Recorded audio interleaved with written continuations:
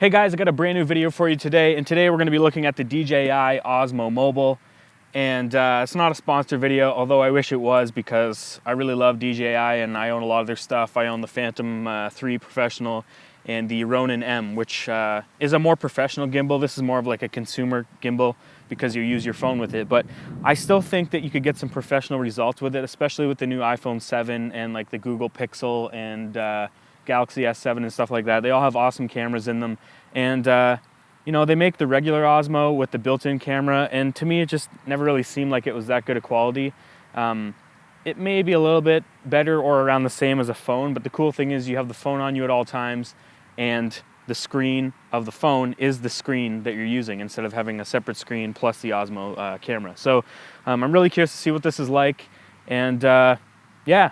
Let's get into my signature 15-second unboxing because no one wants to spend hours watching an unboxing. So let's get to it right now.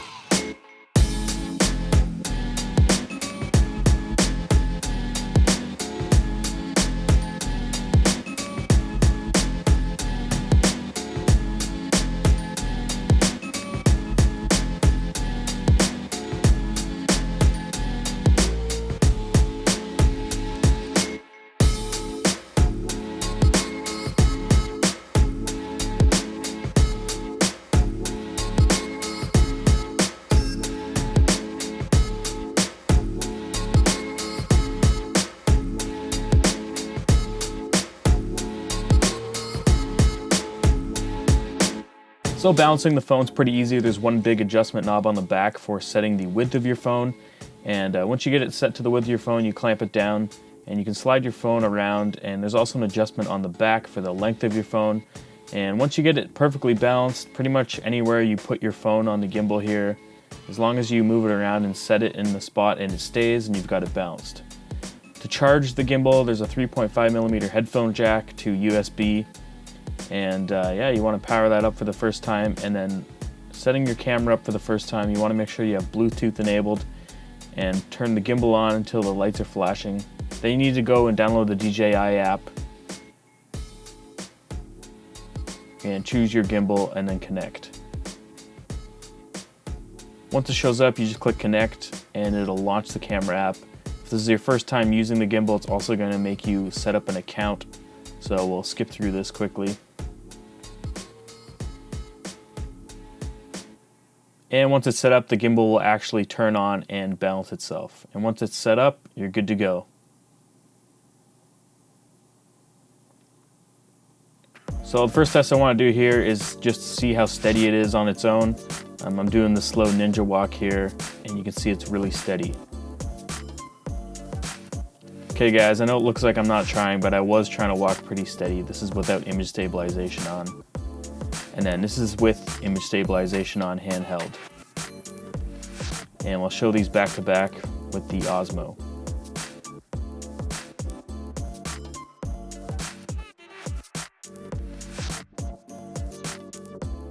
So to initiate active tracking, you hit record and then turn this little yellow crosshair here to a square. And then you just gotta draw a square box around your subject. Now this is gonna be hard because I'm by myself, but hopefully I'm in the right spot here. And there we go, now it's actively tracking my face. At least I hope I drew a square box around my face. It is following me. So I'm gonna walk out here a little bit and see how far it can track me. I'm now about 15 feet away. Still tracking me. Keep getting back a bit further. That time I turned my head away, so I don't know if it's lost me. I think it's still following me. So I'm gonna get really far back here. See if it can still follow me. I think it's still following me. I'm about 35 feet away, 40 feet probably, to this tree. And it's still following me. Let's see if I can make it lose it, if I turn my head away from it. There, it lost me there, but will it find me again? That's the question. That's awesome, it found me again. If I turn away, it doesn't know where I am. Now if I walk back into frame, will it find me again?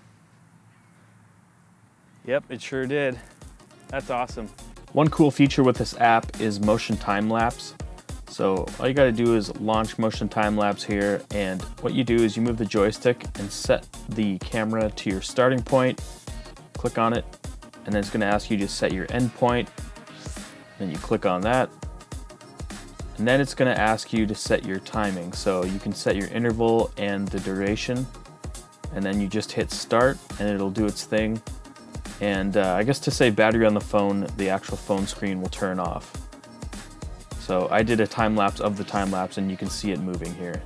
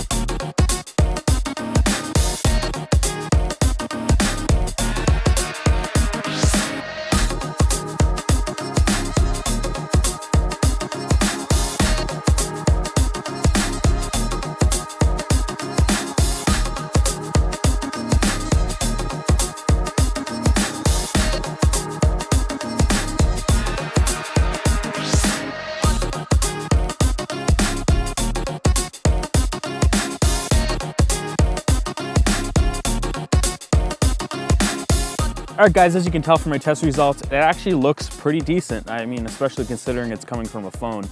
As you can tell, I'm bundled up a little bit here because it's really cold. It's late October and we're in Canada, and I'm just thankful it's not snowing, so I can still sit on this picnic table outside and bring you some content. So first off, I just want to talk about the things I ended up liking about this gimbal.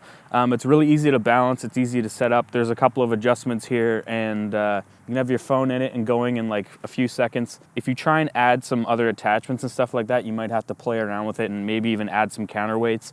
I made my own like ND filter case, and it just couldn't handle the weight that was on top, and I tried to offset it with counterweights, and I couldn't get it to balance enough that it was happy.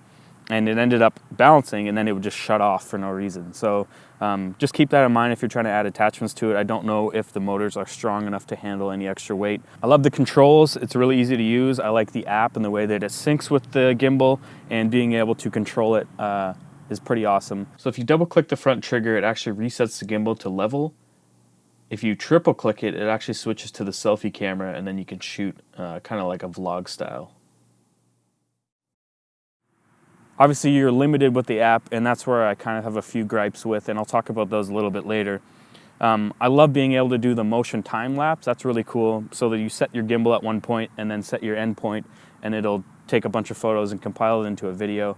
Another thing I really like is the active track, and that's really cool because you can, pinch on your face and it'll follow you around, or any object really. It doesn't even have to be a person, and it'll automatically track that thing. And that's a really cool feature to have. Too bad it's in the DJI app, which I don't really love that much. All in all, battery life's amazing. I probably shot for like 2.5, 3-ish hours on and off throughout the day.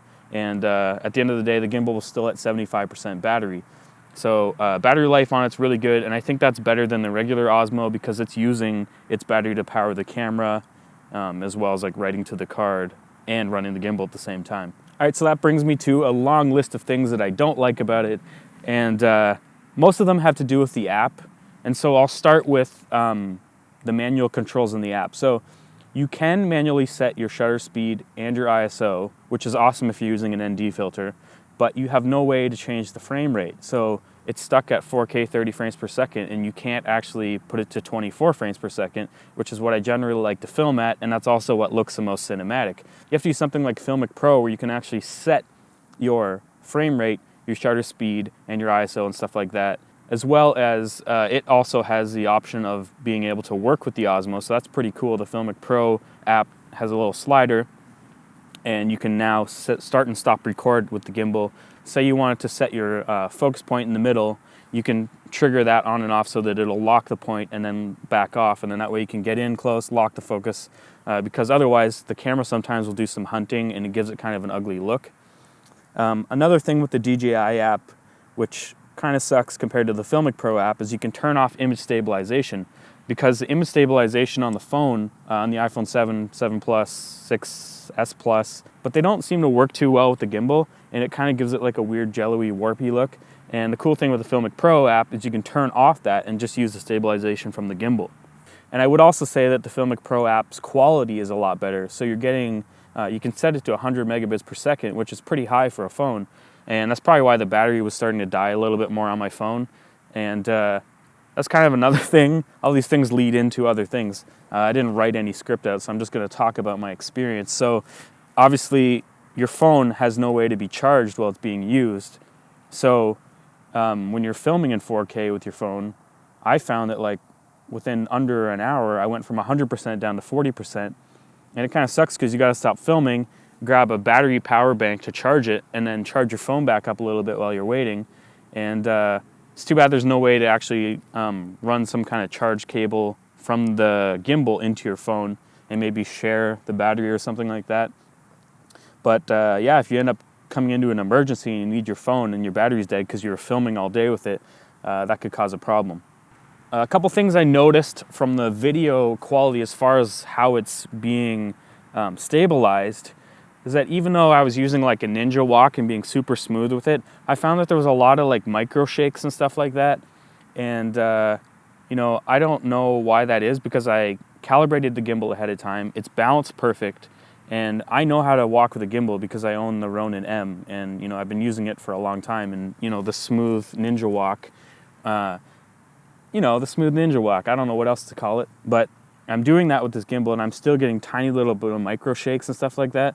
And it really wasn't windy, so I don't know if the wind was throwing it off, but I found that I just could not make it as stable as I would have liked it to look. And that's even with me turning off image stabilization on the phone and locking the focus so the focus can't go in and out. Because if you set this thing to auto focusing, auto shutter speed, and have image stabilization, which is what you have in the DJI app, you end up getting kind of like a weird, I don't know, it just doesn't look very cinematic and smooth. And that's kind of why I don't think I'll keep this gimbal.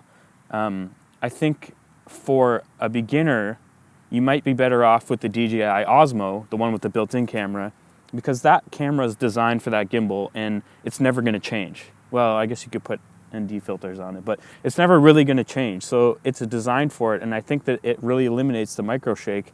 Whereas with this thing, it's kind of just like a generic. You can put any kind of phone, any size, weight into it and get it balanced and get it to work. But I just found that unless you were super, super smooth with it, you end up getting those, you know, crazy micro shakes. Anyway, all in all, guys, it's a really cool gimbal for your phone, and it's really not that crazy expensive.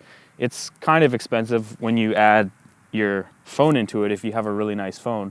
I'm not going to keep it. I don't think it's good enough. My plan was to use it for some behind the scenes when I go out and shoot jobs, like photo shoots and video shoots, so I can bring more behind the scenes stuff to you guys. And then I can just hand this off to someone and let them go and shoot. But the thing is, some photo shoots and video shoots go for like 6 hours, and this would never last. The battery would just die, and the phone would die, and then I would have no phone. And I really need my phone because, you know, people need to contact me and I need to contact them.